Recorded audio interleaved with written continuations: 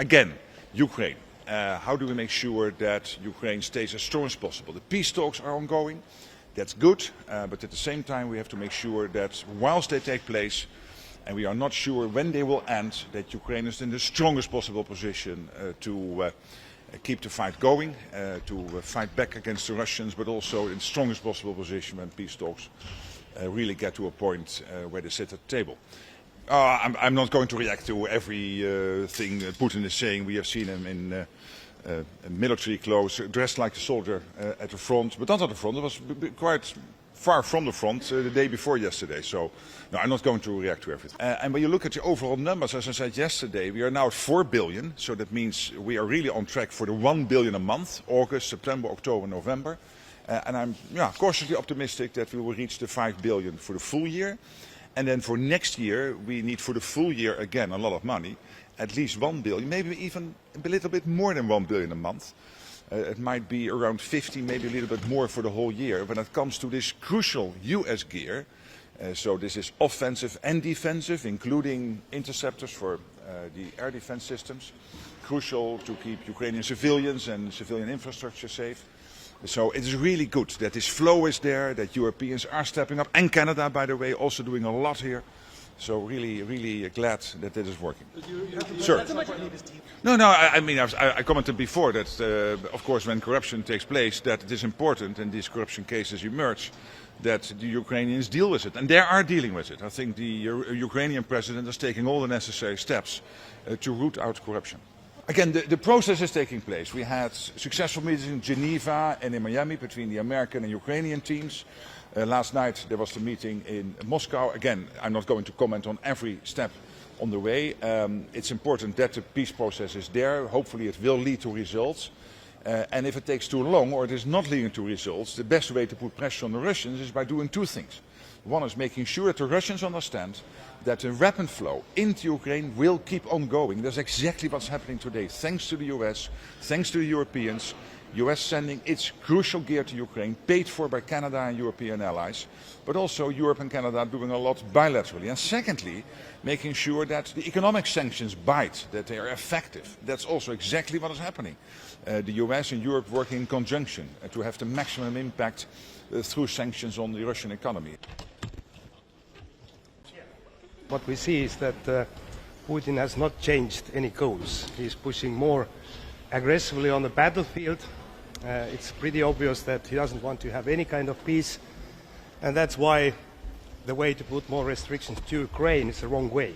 Actually, we must put more pressure on Russia. If you're going to use the Russian frozen assets, if we are putting more pressure on Russia about the sanctions, as well, the European Union is preparing the tariffs about all the import from Belarus and also Russia. So we have lots of leverages to push Putin. So he's using these typical tactics to play without fears. But worst thing, Europe never attacks Russia. We will never do it. NATO never attacks nobody. So this is just playing with our minds. We all were following the news from both Moscow but also from Kiev and other places. So nobody should be trying to get results through the so-called peace talks that they can get on the warfield, on the battlefield. And that is what Russia is trying. Russia is trying to undermine the US standing in the world. Russia is trying to split NATO, and they are trying to get it through these so-called peace talks. Ukraine deserves a peace that is just, peace that is long-lasting.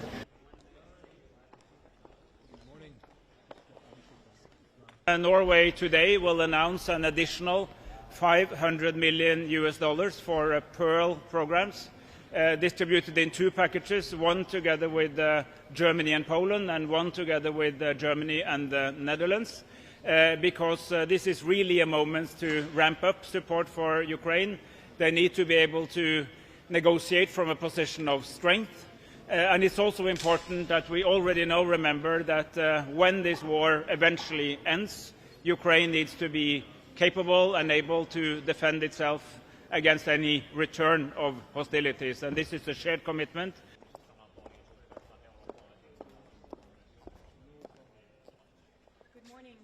The frozen assets is a potential game changer.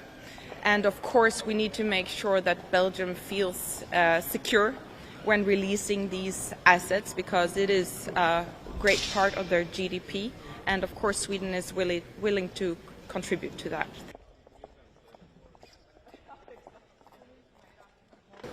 Well, I look forward to a future where Ukraine is a full member in NATO. It might not happen tomorrow, it would anyway not happen tomorrow, but someday it has to be possible, and I'm sure it's in the full interest of the entire alliance.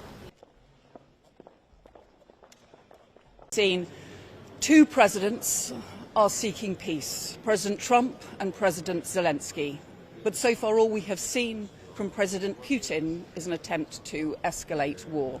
And that is why President Putin should end the bluster and the bloodshed and be ready to come to the table and to support a just and lasting peace for Ukraine and for the security of Europe and the security of NATO.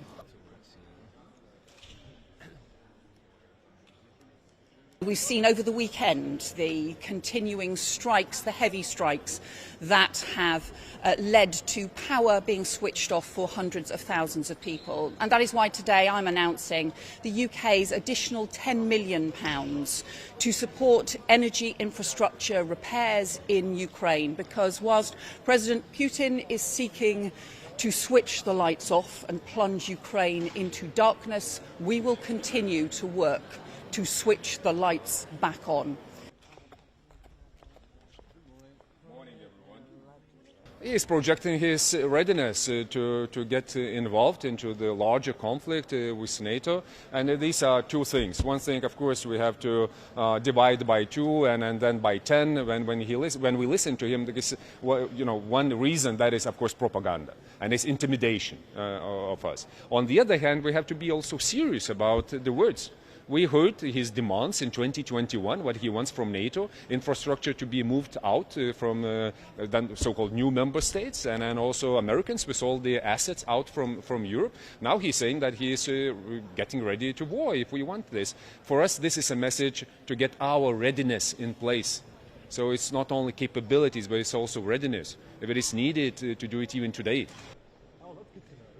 Don't worry.